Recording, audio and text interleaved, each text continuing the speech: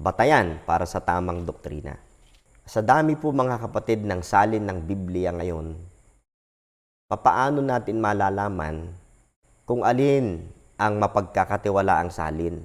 Dahil makikita naman po ninyo mga minamahal na kapag kahit po sa mga debate, no, sa YouTube, no, nakikita nyo pagka nagdidebate yung ang dating daan at saka ang Iglesia ni Cristo, kung sino yung pinakamalakas sumigaw at pinakamalakas mang-asar, siyang panalo, mga kapatid. Pero, yung salin ng Biblia na ginagamit, kung mapapansin nyo, napakadami. At kung alin yung pabor sa kanila, yun po ang kanilang gagamitin, mga kapatid. Bakit King James Bible dapat gamitin sa pagtuklas sa tamang doktrina? Okay? Bakit po kailangan ay King James Bible? Hindi tayo makakakita ng tamang doktrina kung hindi muna natin makita ang tamang Biblia. Okay? Dahil sobrang daming salin ngayon at mahigit mga kapatid na 200 salin na po ng Bible sa English ang meron mga kapatid. Ang isang katanungan mga kapatid ay lahat ba ng Bible versions ay pare-pareho? Yan, mahalaga po nating masagot yan, no? Yung iba sa inyo ay bagong mananampalataya at gustong malaman ang sagot dyan. Yung mga salin po ng Biblia, ito ba'y pinababaw nga lang ba? Okay? Pinababaw nga lang ba ang kahulugan? O ito'y sadyang pagsira sa mga mahahalagang doktrina ng Biblia?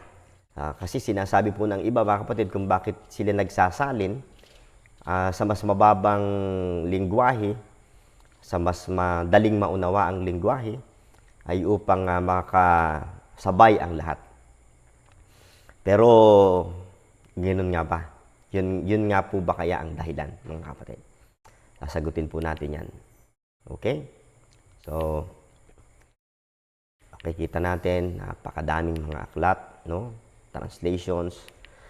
Okay? At sabi po dito sa baba, no? Which English Bible translation is preferred by most Christian Bible scholars? Ayan. So, ito bang ano bang basis natin? Ano ba yung pinaka gusto ng mga Bible scholars na mga versions?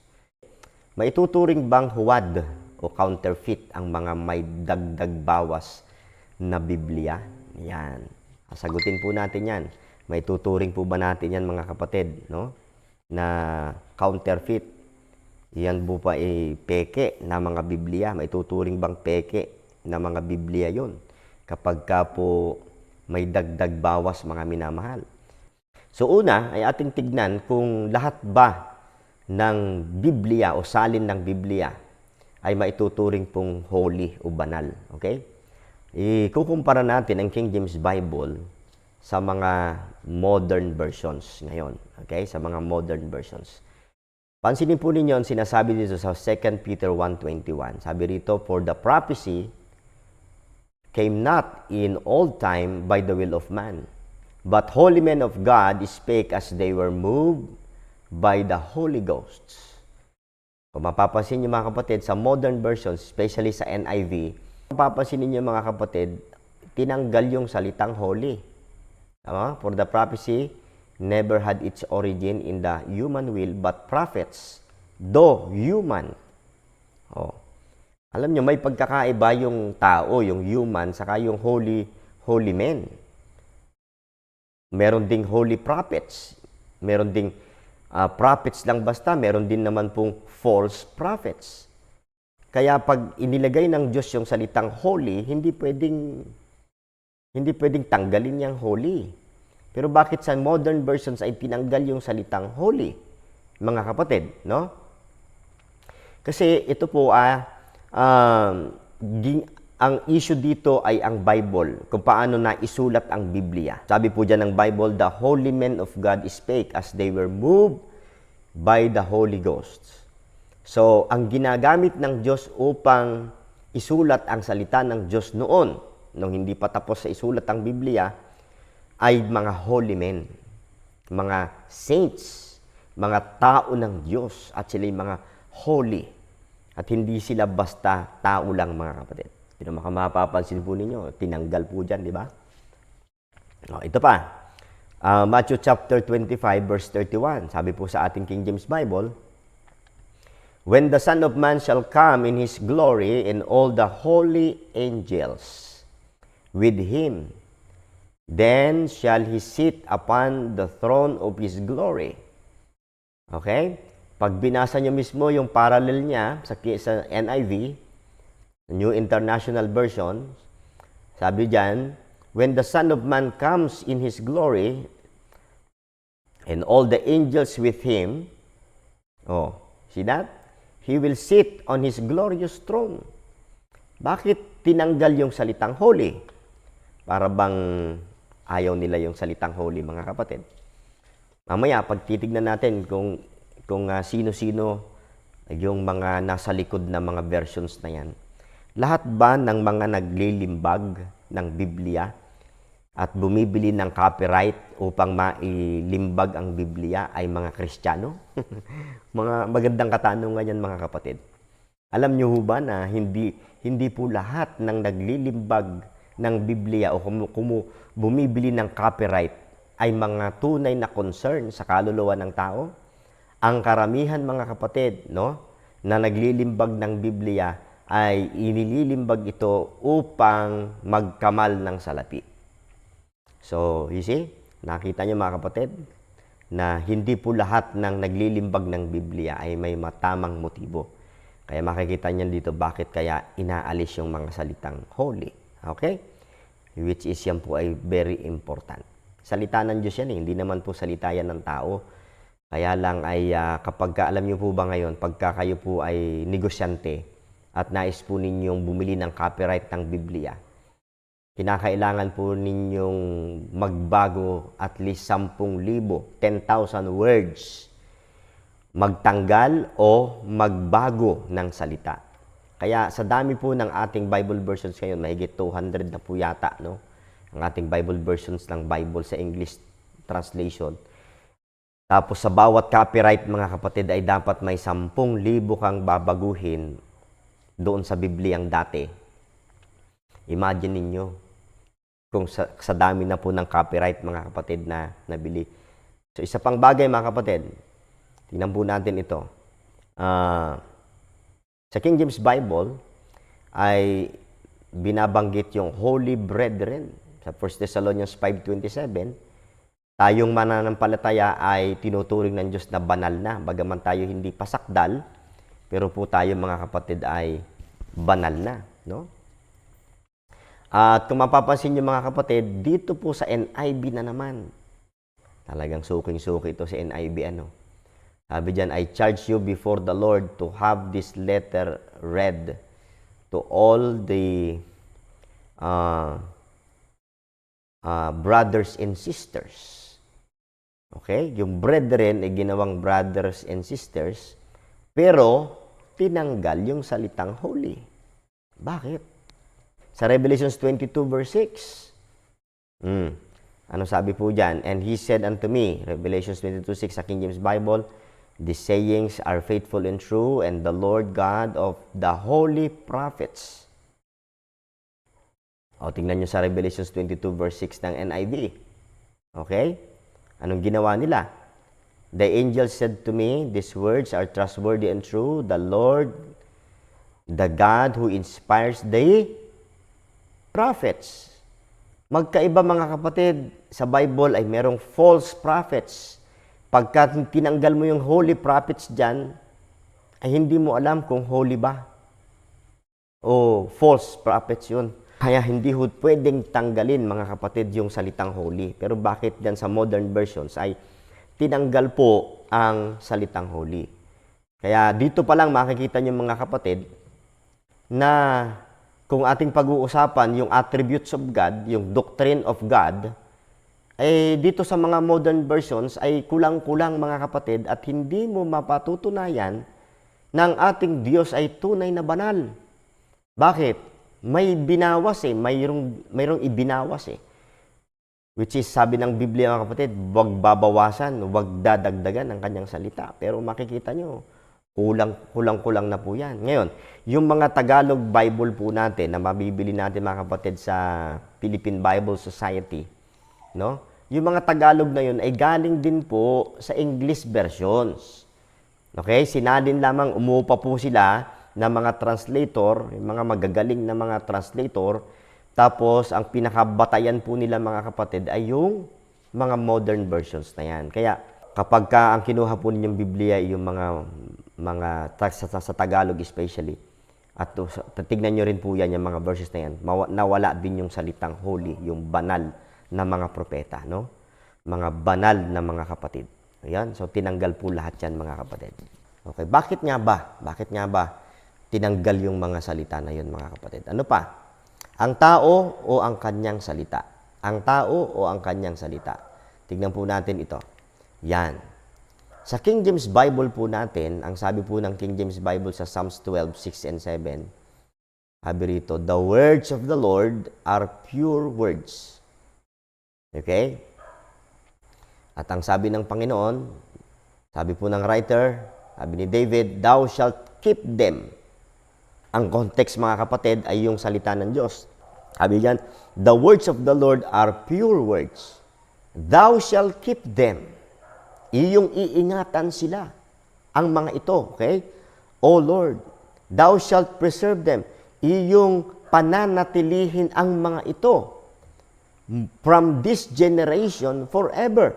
Mula sa henerasyong ito, magpakailanman. So, maliwanag na maliwanag yan, mga kapatid. So, ibig sabihin, ay ipinangako pala ng Diyos na ang mga salita niya sa lahat ng henerasyon ay nariyan. At yan ay pure. Yan po'y dalisay. Yan po ay hiwalang pagkakamali, mga kapatid. Sapagkat Diyos ang nangako na mag-iingat. Pero pansinin niyo sa modern versions. Pansinin niyo. Iniba ho ang context. Iba. Ano sabi sa NIV? You will keep us safe. So sino ngayon ang napipreserve? Sino ngayon ang napapanatili? Yung salita ng Diyos o yung mga tao? You will keep us. Sabi diyan. Thou shalt preserve him. You, O Lord, will protect us. RAV, you are our protector. You will forever preserve your own. You, O Lord, will keep us.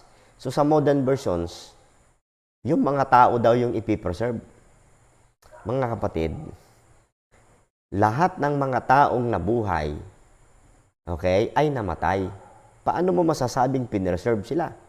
At lahat din ng tao na isinilang ay may kasalanan at nagkakasala hanggang sa mamatay.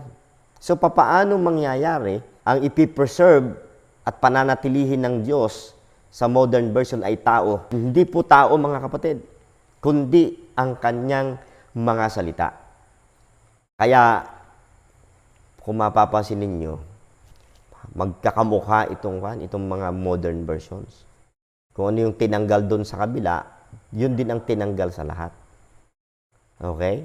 Naalala ko tuloy yung sinabi nung isang tao, sabi niya, Brad, kamukha mo yung mga anak mo, ano? Sabi naman po nung lalaki, sabi naman po niya, aba, ay siyempre naman, alangan namang kamukha ng kapitbahay. Ibig sabihin, mga kapatid, kapag magkakahawig, magkakapareho, iisa ang tatay ng mga yan. Okay? Sa itong mga Biblia na ito, na magkakaparehas, hindi man sila eksaktong-eksakto, pero meron silang malapit na identity, malamang ay iisa ho ang tatay ng mga gumawa niyan. Okay, kayo nang sasagot kung sino ang tatay nila. Okay? Tignan po natin, patuloy po tayong magsuri, mga kapatid. Okay, next. Virgin versus young woman. Virgin versus young woman. Tingnan natin to, Ito po isang propesiya tungkol po sa ating Panginoong Jesucristo na isisilang po siya ng isang berhen. At ang sabi ng Bible, therefore the Lord Himself shall give you a sign, behold, a virgin shall conceive and bear a son, and shall call his name Emmanuel. Isang propesiya tungkol kay Mary, at siya po ay tinukoy ng Biblia na virgin. Sa King James Bible, very specific. virgin. Okay? So, ibig sabihin ng virgin, mga kapatid, ay hindi pa po nakakilala ng isang lalaki. Hindi pa nasipingan, mga kapatid, nino man o kailanman. Siya po ay isang berhen.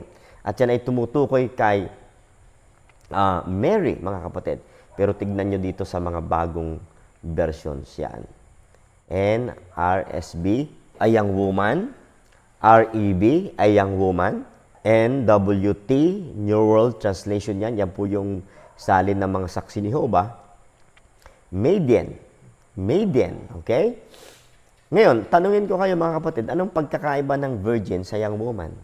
Alam nyo, ang doktrinang babasagin dito, pag atin pong sinuri, ay ang virgin birth ng ating Panginoon. Na ibig sabihin, ang ating Panginoon, mga kapatid, dapat siya talaga ay isilang ng isang berhen. Alam niyo kung bakit? Kasi kung siya po ay hindi virgin, mga kapatid, ibig sabihin po ay may namagitan sa kanila ni Jose, okay? Ang mangyayari, mga kapatid, ay hindi pure, hindi sinless ang ating Panginoong Jesucristo. Okay? Bakit? Bakit ko nasabi yan? Tignan niyo po, a young woman, a young woman. Bakit young woman, mga kapatid? Bakit kaya young woman ang nilagay nila dyan? Bakit hindi virgin? Alam niyo ba, mga kapatid, na hindi lahat ng young woman ay virgin? Kaya ang ating King James Bible ay very pure. Ano po? Very specific. Pag sinabing virgin, virgin. Ay sabi dito, mga kapatid, sa ibang version, sa modern version, sa young woman. So, may mapapansin kayo, mga kapatid, na talagang parang nananadya ito. Ngayon, sino ang nahayag sa laman? Sino ang nahayag sa laman? Ito po ay may kinalaman, mga kapatid, sa pagka-Diyos ng ating Panginoong Jesucristo. Kayang-kayang patunayan ng mga INC kung bakit kayang-kayang nilang patunayan na si Kristo'y tao at hindi Diyos. Kasi pag humarap ka sa kanila, ang babasahin nilang Biblia ay yung pabor sa kanila, doktrina. Pero subukan yung makipag-usap sa kanila at isang Bible lang ang gagamitin, ang King James Bible, hindi sila papayag. Okay? Hindi sila papayag, mga kapatid. Okay? Sino ang nahayag sa laman? Ayon sa salita ng Diyos. 1 Timothy chapter 3, verse 16. Anong sabi po? 1 Timothy 3:16. And without controversy, great is the mystery of godliness. God was manifest in the flesh. Malinaw, ano? Sa Tagalog, ang Diyos ay nahayag sa laman. Because ang Diyos ay di nakikita. Ang Diyos ay Espiritu. So, para makita ang Diyos, kailangan mahayag sa laman. Sino bang alam natin ang nahayag sa laman? Justified in the Spirit, sin of angels, preached unto the Gentiles, believe on the world, receive up into glory. See? Tingnan yung ginawa sa mga modern versions. Tinanggal nila yung salitang God at pinalitan nila ng pronoun na He. Okay? He. Ayan, ang daming Bible, mga kapatid. Pwede po ninyong patunayan yan, no? Meron namang Bible app sa internet. Pwede kayong bumili. Mag-collect kayo, mga kapatid, ng mga Bible na iba-ibang version, mga kapatid. Makikita nyo po na talagang hindi lahat ng version ng Bible ay magkakapareho. At kapansin-pansin, ito ang kapansin-pansin, no? Lahat ng version ng Bible ay laban at kontra sa King James Bible. Ba't kaya ganun? Okay? Bakit kaya ganun, mga kapatid? Bakit kaya pagkakapareho siyang mga modern versions na yan, ay ang King James Bible ang nag-iisa? Okay? So, dapat natin mapansin yan. Makita po yan, mga kapatid. So, tingnan natin, Ito, si Lucifer o si Kristo. Alam nyo ba, mga kapatid, na nasa laula ang pangalan ng Panginoong Jesucristo? Bakit ko nasabi? Alam nyo, yung salitang Lucifer, isang beses lang yan nabanggit sa Biblia. Isang beses lang nabanggit sa Biblia yung salitang Lucifer na yan. At sa King James Bible lamang po yan nabanggit, yung salitang Lucifer. Wala kayong makikita niyan sa ibang versions. Sa ibang version, mga kapatid. Wala. Pero tignan nyo ang ginawa. Ha? Anong ginawa ng modern versions dito? Tingnan nyo. Isaiah chapter 14 verse 12. Tingnan nyo mabuti. Basahin ninyo, mga kapatid. How art thou fallen from heaven, O Lucifer, son of the morning? Tignan nyo yung mga modern versions kung anong ginawa, especially si NIV. Anong ginawa ni NIV? Sa salitang Lucifer, pinalitan po niya ng morning star. Okay? How you have fallen from heaven, morning star, son of the dawn. So, pinalitan nila yung salitang Lucifer ng morning star. Oh, itong NIV o morning star, yung New American Standard Bible, o star of the morning, REV, Revised English Bible, bright morning star, Revised Standard Version, RSV, o day star. Okay, ngayon, tignan natin, mga kapatid, kung ano ibig sabihin ng morning star. Bright and morning star, o day star. Ano po yan? Sino yan? Alam niyo ba na yan ay si Jesus Christ? Tingnan niyo po. Tingnan niyo mabuti, mga kapatid. Revelations 22 verse 16, anong sabi ng Bible? I Jesus, King James Bible, I Jesus have sent mine angel to testify unto you these things in the churches. I am the root and the offspring of David and the bright and morning star. So, isa po yan sa titulo. Isa po yan sa title ng ating Panginoong Hesus. The bright and morning star. At kahit po sa NIV, okay, hindi po nila inayos ang pagkakakopya dito, mga kapatid, pagkaka-translate dito. Siya, I, Jesus, have sent my angel to give you this testimony for the churches. Sabi yan, mga kapatid, I am the root, okay? I am the root and the offspring of David. At ano sabi? And the bright morning star. So, si Jesus po ito. Kaya, kung palitan nila ito ng morning star o morning star, nako, mga kapatid, anong nangyari? Alam niyo, mga kapatid, gagamitin po ng Antichrist ang mga modern versions pagdating po ng tribulation period. Pag ang lahat ng Kristiyano ay nasa langit na kasi na-rapture na, bakit magpapatatak ng 666 at bakit sabi po sa Bible, sa Book of Revelation, ay madadaya ang buong napakaraming tao, madadaya. Bakit to? Kasi ang palalabasin ni Antikristo na nahulog mula sa langit, okay, ay hindi si Lucifer. Hindi siya. Ang nahulog sa langit, mga kapatid, lumalabas ng nahulog sa langit at nagrebelde sa Diyos ay si Jesus Christ. Tingnan niyo kung gaano katindi yan. Kaya, mga kapatid, mag-research po tayo. Sino ba ang nasa likod ng mga Bibliyang iyan? Bakit ganyan? At hindi po lahat ng Biblia, mga kapatid, ay mapagkakatiwalaan. Gaya ng sinabi ko sa inyo kanina, ang mga taong naglimbag po niyan, mga kapatid, okay, ay mga negosyante at hindi naman mga Kristiyano. Okay? At ito po, ang King James Bible lamang ang walang copyright. Lahat ng modern versions ay mayroong copyright. Yun po ay delikado, mga kapatid. Kasi, pag may copyright po ang version ng Bible, hindi po sila pwedeng maglimbag uli ng panibagong version kapag hindi po sila nagtanggal o nagbago ng 10,000 mga salita. Nako, isipin ninyo kung gaano kadaming nabago na, mga kapatid. Okay? Kaya, mag-iingat po tayo. Maraming bula ang propeta ngayon. Tingnan niyo yung mga sikat na mga kulto ngayon. Kung sino pa yung kulto, siya pang sikat, ano? Ha?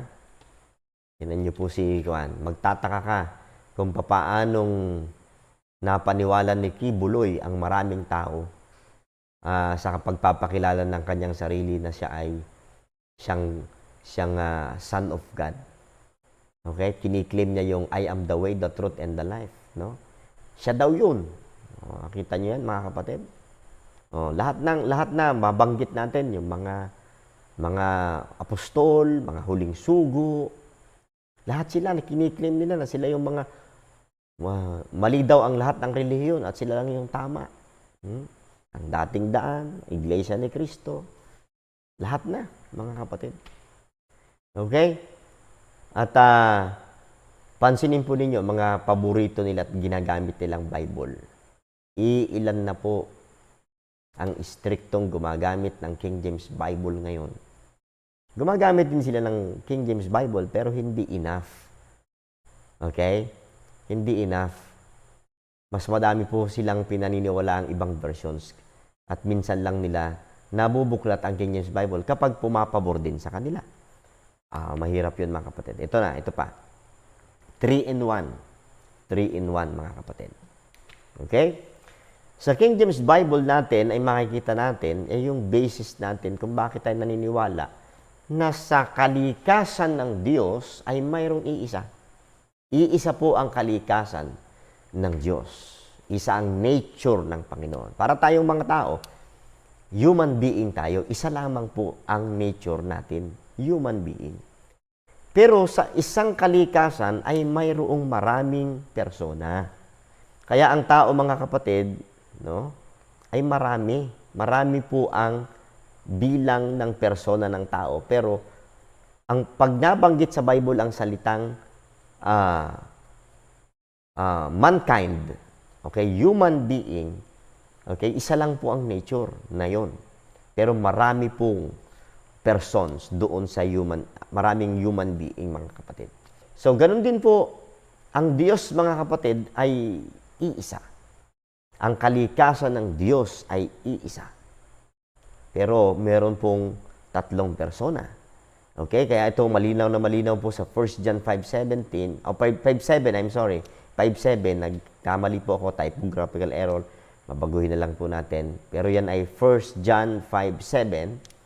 Sabi po dyan, for there are three that bear record in heaven, the Father, the Word, and the Holy Ghost, and these three are one. Father, yung Word po ay walang iba kundi si Jesus Christ. Ang cross-reference po niyan ay nasa John chapter 1 verse 1. In the beginning was the Word, and the Word was with God, and the Word was God. Verse 14, and the Word was made flesh and dwelt among us. So, walang tinutukoy po na persona diyan kundi ang ating Panginoong Jesus. So, pag binasa natin yung 1 John 5:7, for there are three that bear record in heaven, meron daw tatlo na nagpapatotoo sa langit. Okay? Ang Ama, ang Salita, which is si Jesus Christ, at ang Espiritong Banal, at ang tatlong ito ay iisa. Amen? So, nakikita niyo, mga kapatid, na ang linaw-linaw po na ang Diyos ay iisa, ngunit meron tatlong persona. Kaya yung 3-in-1 na yan, nauso na yan, ano? Ha? 3-in-1. Okay? Kape, lahat na, no? May 3-in-1. So, tignan nyo sa modern versions. Alam nyo bang King James Bible lang, mga kapatid, ang may 1 John 5:7? Lahat ng modern versions, ang inilagay nila ay, tignan nyo, NIV, for there are three that testify. NASB, for there are three that testify. Aba, magkamukha. RSB, and the Spirit is the witness because the Spirit is truth. Medyo iba. And CB, thus, there are three witnesses. Magkakahawig pa rin. Pero tingnan nyo, sobrang layo naman. Napakalayo. So, hindi totoong pinababaw. Ha? Ang totoo niyan ay sinadyang tanggalin ang salita. Kasi isa yan sa rule ng copyright. Kinakailangan magtanggal ka, magbawas ka, magbago ka. Ay malinaw sa Bible, mga kapatid, no? Huwag babawasan, huwag dadagdagan ang salita ng Diyos. Salita ng Diyos yan eh. Diyan tayo hahatulan eh. Okay?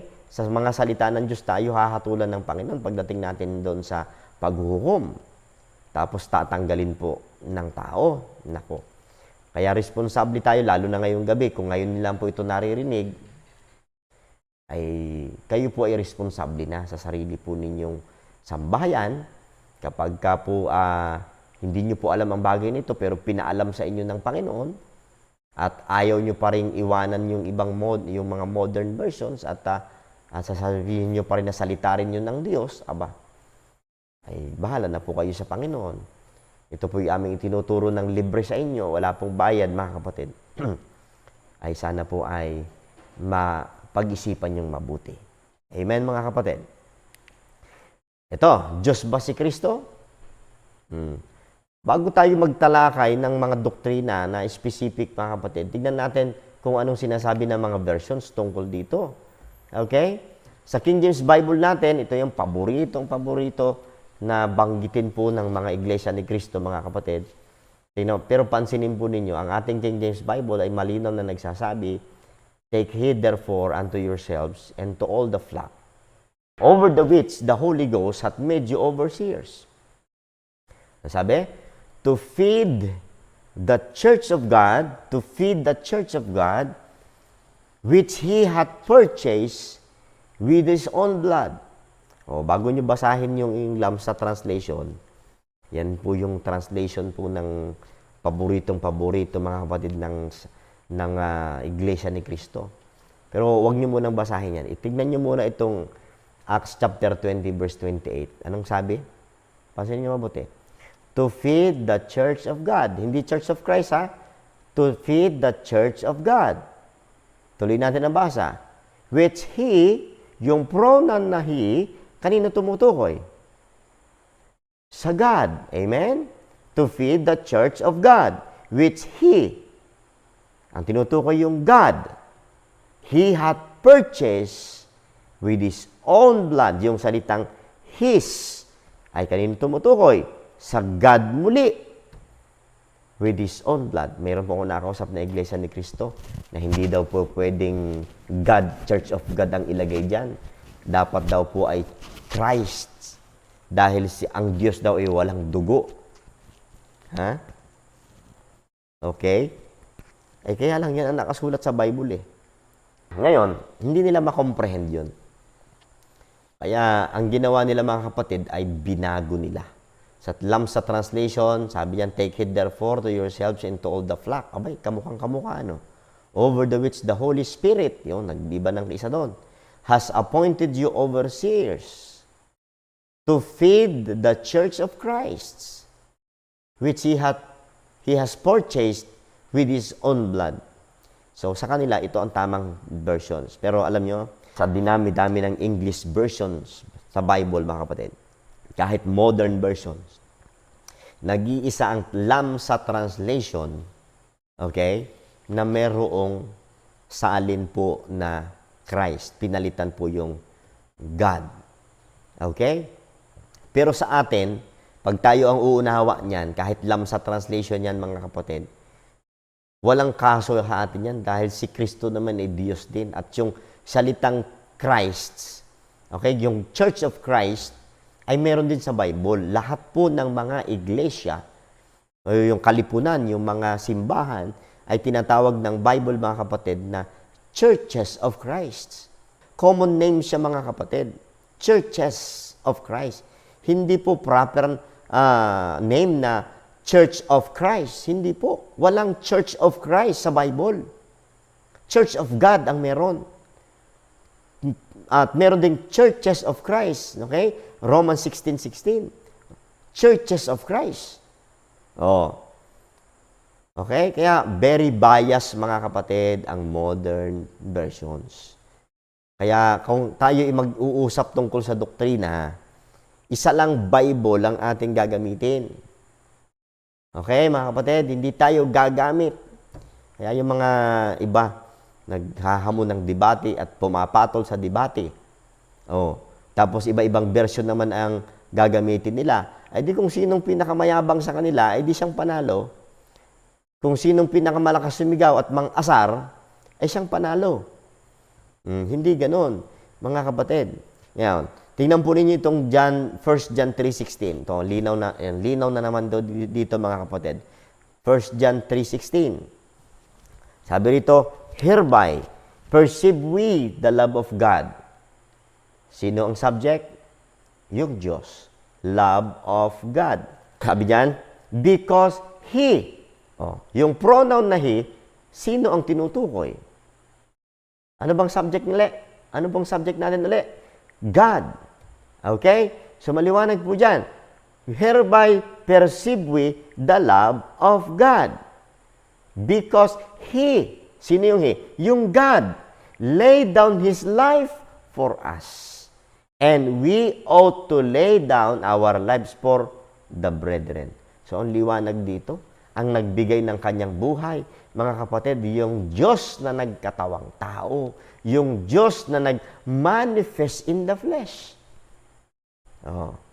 Pero pagdating dito sa Lamsa translation, ala na, tinanggal na naman nila yung salitang God. By this we know His love. Sino yung His na yan? Sino yung His dyan? Si Satanas? Yung kapitbahay natin? Sino? Yung tatay mo? Sino? Kailangan, mga kapatid, specific yan. By this we know, okay, God. Dapat na nakalagay dyan. Kaya sa King James Bible natin, very pure, mga kapatid. Hereby perceive we the love of God. Ay, anong ginawa nila dito sa modern translation? His love. Okay? Because He laid down His life for us. Kasi nga naman, pag nilagay nila doon yung salitang God, hindi nila mapatunayang si Kristo, mga kapatid, ay tao lamang. Okay? Ito, si David o si Elhanan. Tanong, sinong pumatay kay Goliath, mga kapatid? Sinong pumatay kay Goliath? Alam ko, agad ang sagot ninyo. Si David po. Okay, si David. Kasi bata pa lamang tayo sa Sunday School, tinuturo na yan eh. Si David eh. Ang pumatay kay Goliath, mga kapatid, di ba? Si Goliath, yung higante. Pero tignan nyo dito. 2 Samuel chapter 21, verse 19. Anong sabi? 21, verse 19. Sige, basahin nyo. Sabi ng Bible, and there was again a battle in Gob. Okay? With the Philistines. Where Elhanan, the son of Jaare-oregim, a Bethlehemite, ano sabi? Slew the brother of Goliath, the Gittite. The staff of whose spear was like a weaver's beam. And then, tingnan din sa Catholic version, mga kapatid. Tingnan sa Catholic version, sa modern version. Okay, marami yan, magkakasama, magpare-pareha sila. Ano sabi? And there was another battle with the Philistines of Gob, and Elhanan, okay, and Elhanan, sons of Jaare-oregim, the Bethlehemite, killed, Goliath. Tinanggal nila yung the brother of Goliath. Okay, the brother of, tinanggal nila yan. Okay, so, kasi ang pumatay kay Goliath, mga kapatid, ay si David. Pero itong si Goliath ay may 5 pang kapatid ito. Okay? 5 silang ang alam ko, mga kapatid, no, re-reviewin ko muna, pero ang pagkakaalam ko talaga, ang magkakapatid na ito ni Goliath ay 5. At napatay po, mga kapatid, ni David ay, okay, ang napatay ni David, mga kapatid, ay si Goliath. At ang napatay naman ni Elhanan ay yung kapatid ni Goliath, the brother of Goliath. Kaya, ano mangyayari ngayon? Malilito kayo pag binasa nyo yan. Okay? Sa modern version, ang pumatay po kay Goliath ay si Elhanan. So, makita ninyo ang pagkakamali, mga kapatid. Okay, next. Tingnan mo natin. Ito. Matatapos na tayo, mga kapatid.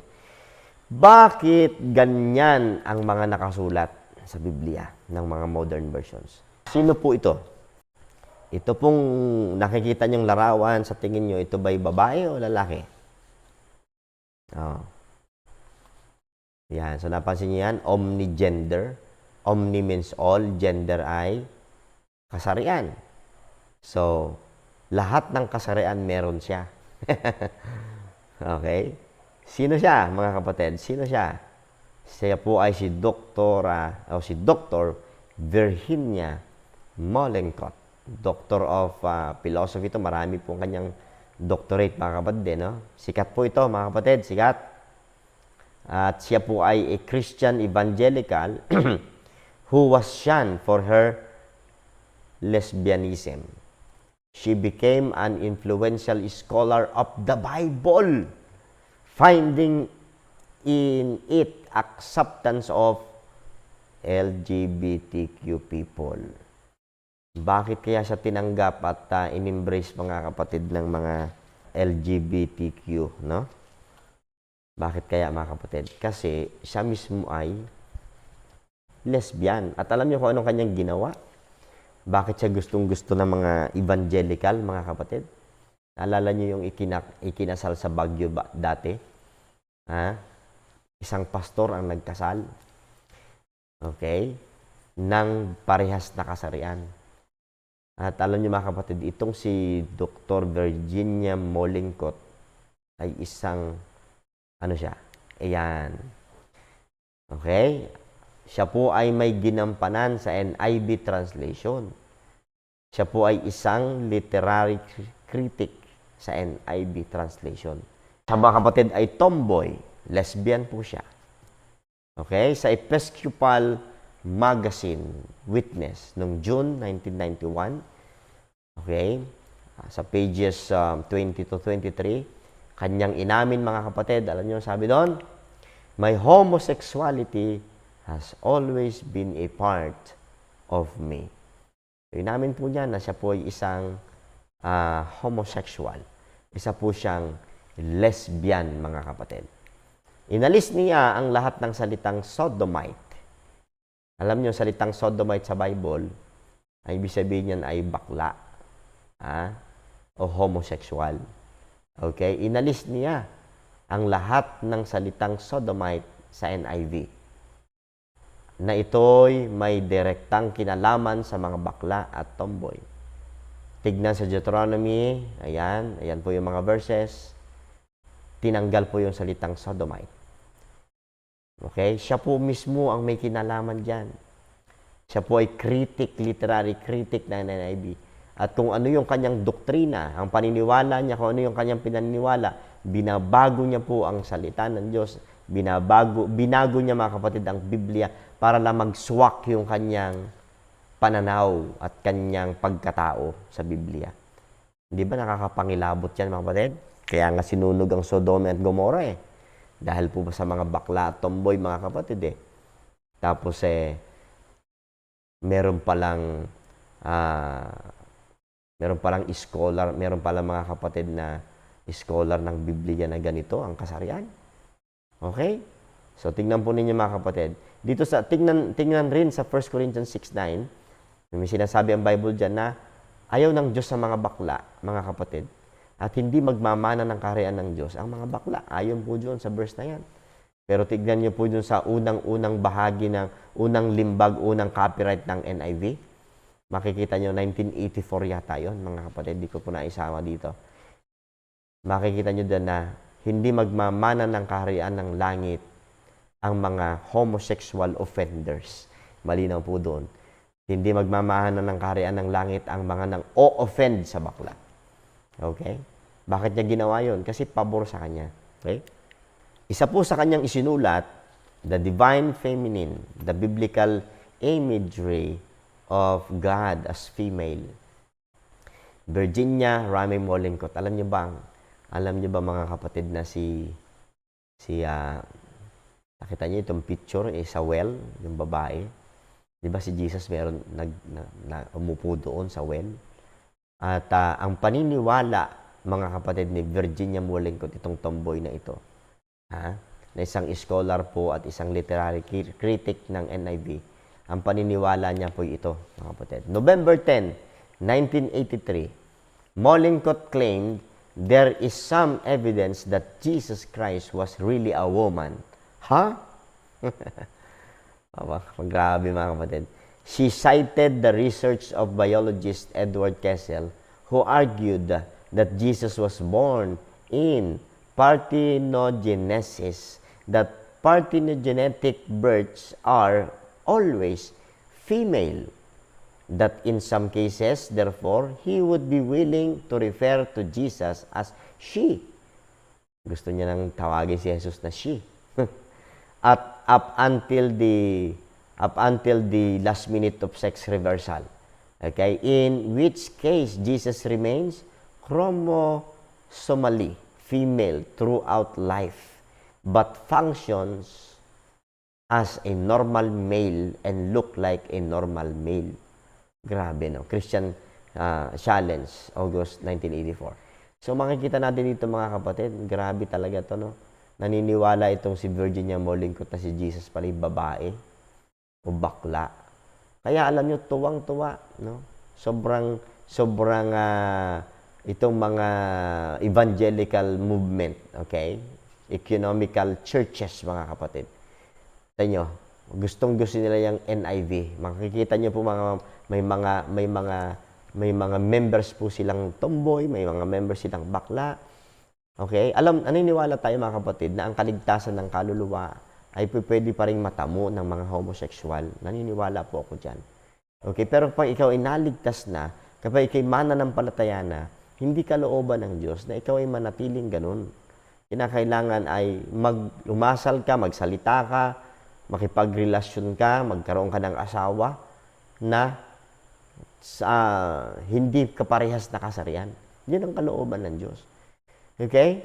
Pero ang karamihan, may mga simbahan po, kahit sa ibang bansa, mga kapatid, meron pong staff ng church, may mga kasama po sa simbahan, mga kapatid, na talagang tinatanggap nila bilang miyembro at sila po ay mga bakla at tomboy, mga kapatid.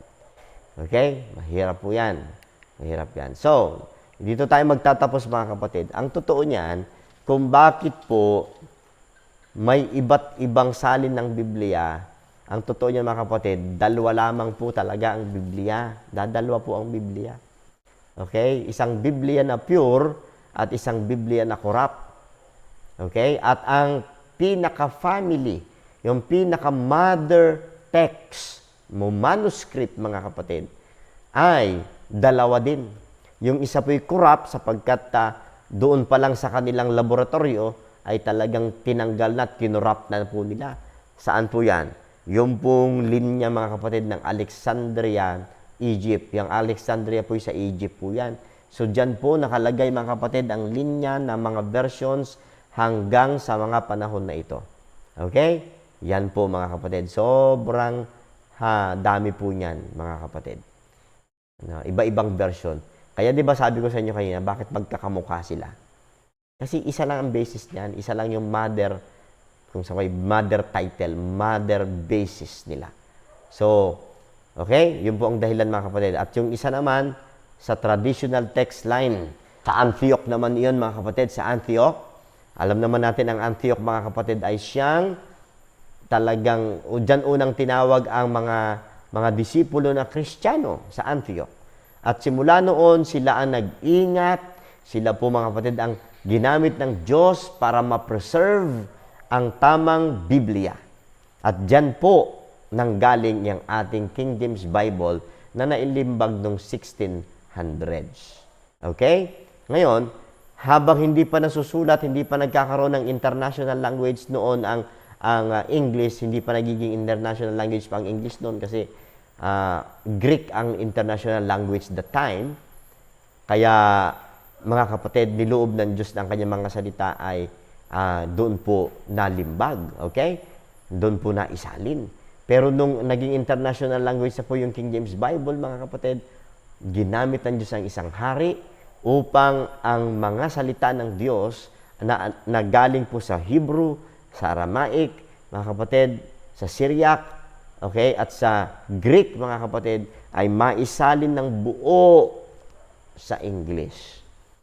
Kaya alam nyo, napakadaming translator ng King James Bible at ang karamihan sa mga pastor ngayon hindi po alam na itong mga taong ito ay may patutuo ng tunay nilang kaligtasan. So, yan, pansinin niyo mga kapatid. Yang mga verses na yan na nakasulat, yung KJV, yung verses na yan, kompleto. Pero yan, NIV, NASB, okay, sa mga ibang mga Biblia mga kapatid, tinanggal po yan. Tinanggal. At magkakapareha sila, oh. Yes, yung isa, meron. Ibig sabihin, meron po yun sa King James Bible, pero dyan sa modern versions, tinanggal po yung mga verses na yan. At mapapansin ninyo, yung isa po ay galing sa Antiochian line, at yung isa ay nagaling sa Alexandrian line. Kaya mga kapatid, hindi man kapagtataka, ang dami-dami mga Biblia ngayon, at mga korap yan, sapagkat ang pinaka-mother text nila ay corrupt. So, ngayon mga kapatid, tapos na po tayo. Pero bago tayo manalangin, ang tanong po ay, saang salin ng Biblia galing ang iyong mga doktrina? Amen? So, saang galing ng Biblia galing ang iyong doktrina, mga kapatid?